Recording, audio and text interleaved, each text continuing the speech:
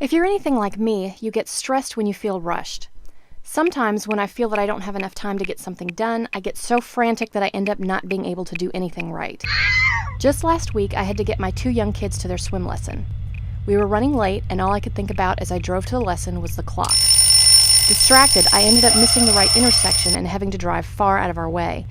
Then, as I scrambled to get everyone out of the van, I completely forgot to close the back passenger side door.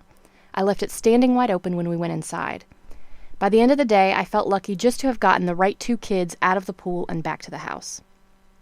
If I'd just stopped panicking about the time and paid attention to where I was heading, things would have gone a bit more smoothly. That awful rushed feeling also applies in other settings, of course. One of the toughest things about writing a timed essay is the panic we can feel once the minutes start to tick away. And that panicky feeling can wreak real havoc on the quality of what we write. But there's good news. There are 4 basic steps that can put you on the right track to put together a great essay, even in a tight time crunch, all while keeping your cool. First, read and reread the essay prompt a few times before you start to write. Make sure you have a good, clear understanding of what you're being asked. You might think that one quick read-through is enough, but the trouble is that once the clock starts to tick, you might find yourself writing and writing and writing to beat the clock, only to stop and realize that you have gone off on quite a tangent, not really doing what the essay prompt has asked you to do. And when that happens, there may not be enough time to fix it.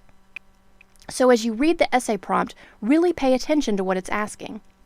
For example, if you're presented with a position statement and you're asked to provide your opinion on the expressed position, be sure that you're clear on what you need to write about. Does the prompt ask you whether you completely support or oppose the stated position? Or does it ask to what degree you support or oppose it? Keep in mind that you might be asked not just for a black or white answer, but for a shade of gray. You might also be asked, for example, whether the stated position has some merit, even if you don't completely agree with it. By reading and rereading the essay question, you can avoid running into the problem of finding yourself going down the wrong path with only a few minutes to course correct before time is called for your essay. For example, imagine that you've been asked to write an essay dealing with the topic of whether cities should put legal limits on the size of sugary sodas that restaurants and concession stands can serve.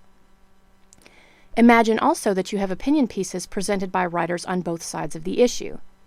Before you jump in and begin writing your impassioned argument explaining why such legal limits should or shouldn't be put in place, stop and take a minute to go back through the question. Are you being asked to write a persuasive essay in favor of or against the institution of size restrictions on sodas? Or are you perhaps being asked to put together a thoughtful analysis of the strong points presented by both sides? You might end up writing a brilliant, convincing essay, but if you're not really answering the question that was presented, you'll end up with a problem. So remember to reread the question first thing. Second, you should outline your major points before you begin writing your essay. When you were in junior high, you may have been required to turn in formal outlines with papers that you submitted for a grade. That extra step with all of the Roman numerals and letters and indentations may have seemed like a real pain at the time, just a lot of extra work. But taking the time to sketch out an outline of your major points when you're writing under time constraints can be invaluable. Luckily, you don't have to do anything formal when you're trying to write an essay quickly. Just jot down some points in the order you think they should be made. No Roman numerals are required. You can just use bullet points if you'd like. Let's go back to our soda law example. If you've been asked to put together an argument about whether or not cities should place legal limits on the size of sugary sodas that restaurants and concession stands can serve, you should first sketch out a few major distinct points that you want to make. If you're using the 5-paragraph essay structure, it would make sense to make 3 major points, for example. You should pull the strongest points that you find from sources that you have in favor of soda size limits and devote roughly the same amount of space to each one. You've got to remember, too, to address the major points brought up by the proponents of the position that you disagree with. So you might devote a paragraph arguing that the size limit would help combat the obesity epidemic present in many cities, and a second body paragraph comparing the size limit to accepted smoking restrictions. You could then use a third body paragraph to note that opponents of the size limit law claim that the limit places unfair burdens on business. You could counter that because there is no outright ban on sugary sodas, any burdens on business are not unreasonable. By sketching all of this out, along with some supporting details, in outline form before you write your actual essay, you'll have an organized roadmap for where you want to go so you won't get lost or encounter any unexpected detours along the way. You can be sure when you start writing the actual essay that your ideas are all on point. Third, try writing your introductory paragraph and then your concluding paragraph after you've written the middle body paragraphs of your essay. Honestly, this is a useful tip even when you have all the time in the world to finish your essay. While we may feel the need to write the first paragraph first, and then the second, then the third, and so on, it can actually be a good idea to hold off on your intro paragraph until after you've already written the body of your essay. You can then know with confidence exactly what it is that you'll be introducing. You're no doubt familiar with the term forecast from weather reports, when the weather person predicts what weather lies ahead. In a good introduction to any essay, you should also forecast for your reader the major points that you'll be making. This is a lot easier to do when you've already made your points. You can simply tick off for the reader in your intro paragraph the major points that you've covered in the body of your essay and in what order you've covered them. Similarly, in your concluding paragraph, you can just sum up the major points that you've made throughout your essay and restate your thesis.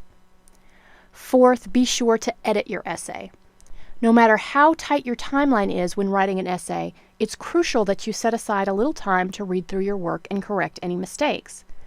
As you read back through your essay, in addition to checking for spelling, grammar, and sentence structure mistakes, you should check for one other major thing. Does each paragraph serve a clear function that supports the thesis of your essay? If any paragraph seems a bit muddled, work on clarifying your topic sentence or transitional sentence for that paragraph, or add an additional short detail or example. Quick tweaks like that can help shore up a paragraph that might otherwise seem a bit off track or unclear. Most of us will have to write an essay under tight time constraint at some point. But just because you write your essay quickly doesn't mean it can't be great. Remember, don't let that panicky feeling distract you. Be sure to read and reread the question carefully and ensure that you understand it before you start writing. Remember to quickly outline the major points that you want to make. This will help keep you on track. Then write your introductory and concluding paragraphs last after your body paragraphs in order to make them apply better to what you've written. And finally, give yourself a bit of time to edit for grammar and content. If you followed all the other steps, you shouldn't have too many content problems you'll have to fix. Just like when you're trying to get somewhere in a hurry, if you keep your cool, you stay focused on where you're headed, and you're methodical about how you get there, your quick essay will also be a great one.